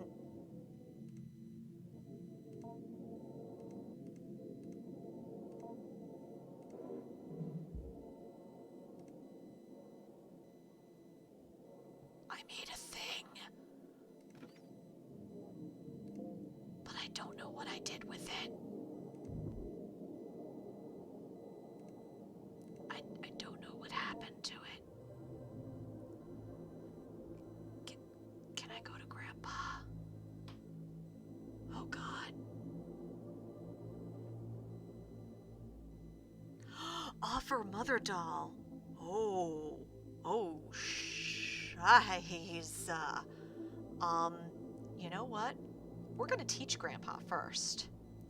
How about we'll do symbol first?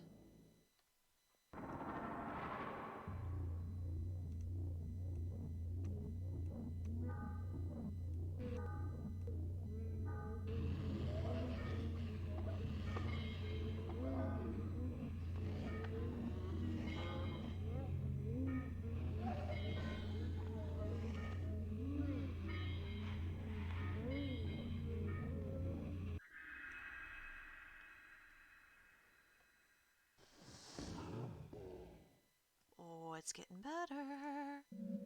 Having completed the lesson. Meaning, part of vocabulary and vocalization module J15. Metacognition, higher thought. General pronunciation comments, there is nothing. Module comments. There appears to be nothing written here, or if there was, it was thoroughly erased. Interesting. Go to Grandpa. Teach Grandpa. How about meaning?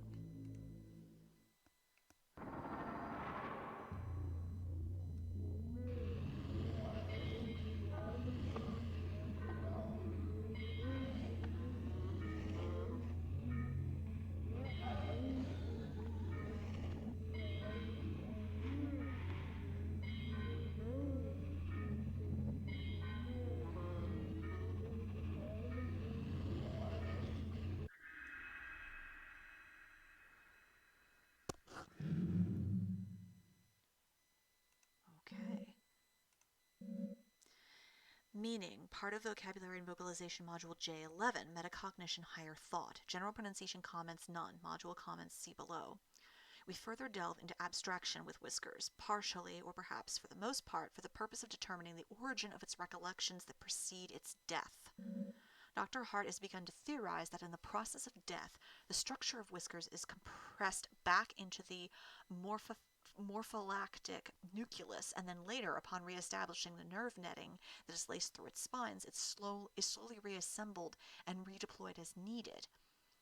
I do not think this is the case, for I can plainly see that for growth cycles in which Whiskers is not receiving our pronunciation and vocabulary lessons, that its capacity general for comprehending its environment is greatly diminished, and in the simulated conversations we carry out, Whiskers struggles greatly or else does not participate. In any case, we will press on with our lessons and heed Dr. Hart's caution regarding terminating the growth cycle before Whisker's allotted growth time passes, or if it appears to be becoming just a little too competent at appearing human.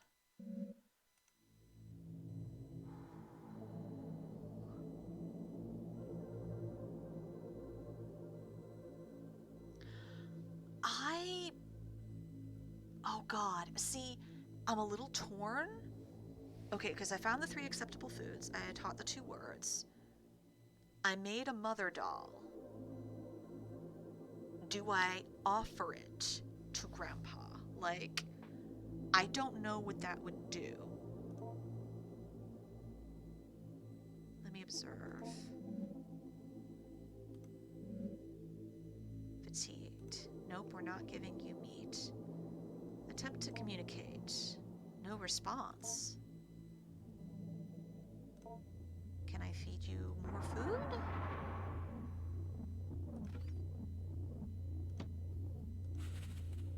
Too full. Perhaps if you had something more exciting? How about a strawberry?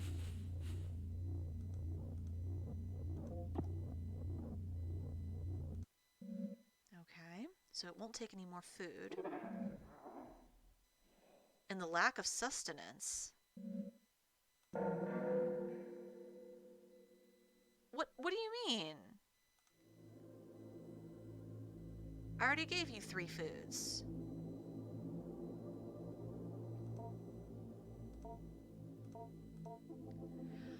Alright, examine stomach contents. Nope, that was everything. Alright, here, offer the mother doll, because it's the only other thing I can do.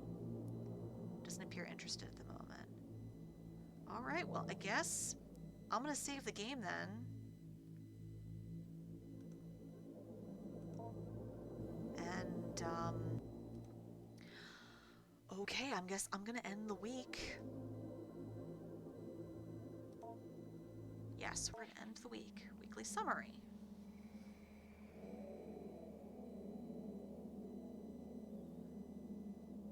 Oh, forgot to click. Okay, food acquired. Bar soap, flatbread, mushroom, apple, jackfruit, concealed installation. Documents acquired. Vocabulary card. Meaning, symbol, mom, mother doll. Week 5! We're not supposed to let it grow past week 5. Oh, fuck. Where is she? Who could that be? Come in. Adrienne, good to see you. Aren't you a little early? No matter, I suppose I have some time now. How have you been? How's your grandpa doing? That's why I wanted to talk to you. Something's happened. Oh, what happened? Nothing bad, I hope. Nothing bad, just different, I think. Maybe even good. Well, I'll tell you about it. Well, last night, something woke me up. There was this noise at first. It was like it came from the walls. I could hear it from my bedroom. But there was something else. Something calling. I could hear it, just barely. I was afraid somehow Grandpa hurt himself. I had to go find out. I went downstairs, and the vent, the place where I first found Grandpa, or what I grew him with, it was open. Do you remember how I told you about the vent in the ceiling behind the bars? I was thinking he had climbed up into it. He'd gotten so big, he could have done that. Maybe he'd gotten trapped somehow in the vent. I had to go see. Oh, God, no, girl, run. Oh, God, open vent.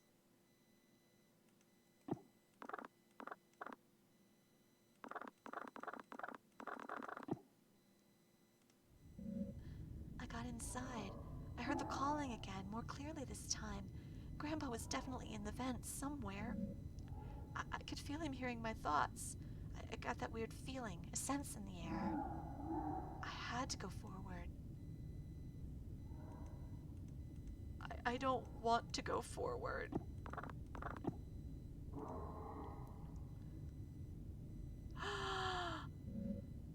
As I moved in closer, the vent had stuff in it, the kind of slimy, hairy stuff Grandpa would leave around a lot. He was definitely close. Oh, God. Something was there at the end. Oh, God, is it breathing? But it wasn't Grandpa. It looked maybe like he had made it through.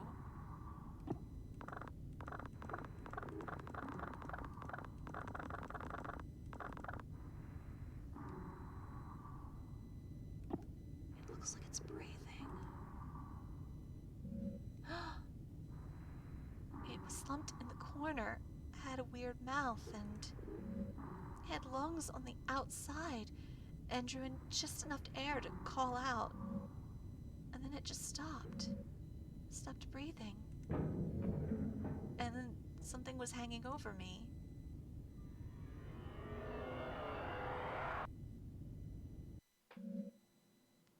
And then I woke up in my bed. In your bed? Adrian, it sounds like it was just a quite dreadful dream. Are you all right, by the way? Your face is twitching, like you're about to have a violent sneeze.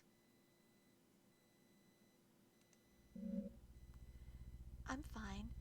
It's just Grandpa, you see. It took me a little while to figure out, but later, when I was brushing my teeth, I saw one of Grandpa's whiskers poking out just of the space under my eye. And I started to remember how in the vent he hid inside of me. Oh, God. It was so fast, I could barely remember. But soon I started to feel him sliding around in my head, behind my forehead, and behind my eyes and nose. It doesn't hurt at all. It's just ticklish. I'm glad I can be with him. Oh, I can feel him now. I think he wants to meet you. Part of him is moving down my arm. Oh. I'm starting to get worried, Adrian. You really should not be twitching like this. I should walk you to the nurse's office. Come on, let's go. You really should meet him. I've told you so much about him. Here. What are you doing, Adrian? You're starting to look very ill. Please, just wait. Just stay still. He's gathering, waiting at my fingertips. Why do you look like that? You don't have to be afraid. Look.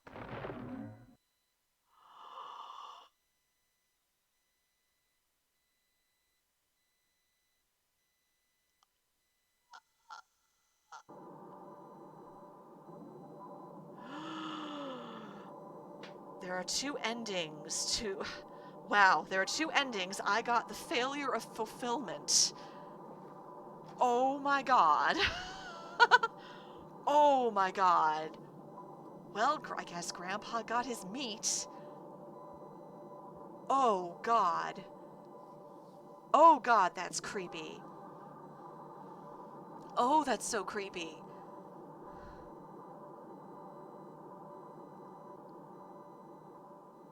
Wow. Dang. Jesus. Whew.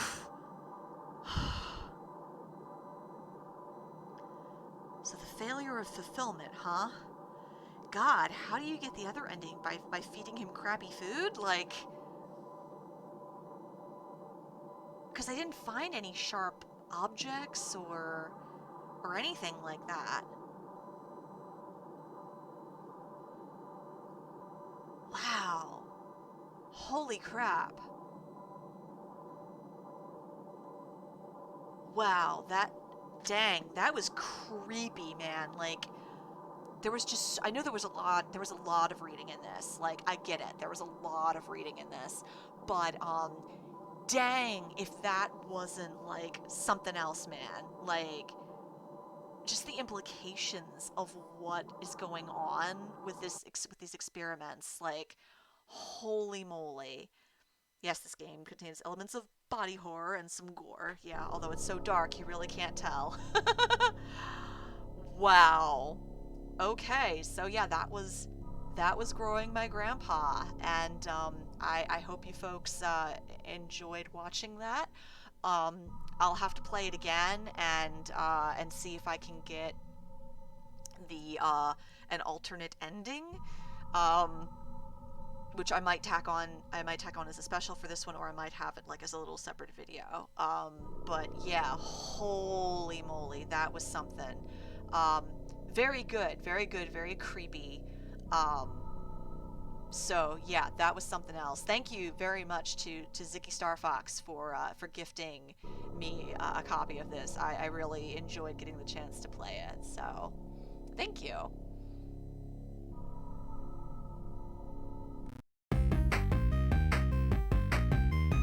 Thank you for joining me for this midweek button mash. Links to the game and its creator are in the description, and I highly encourage you to check those out. Also, feel free to go to secondunitreviews.wordpress.com for more geeky fangirling over all kinds of media. Until next time, this is Hello Kitty 25 signing off.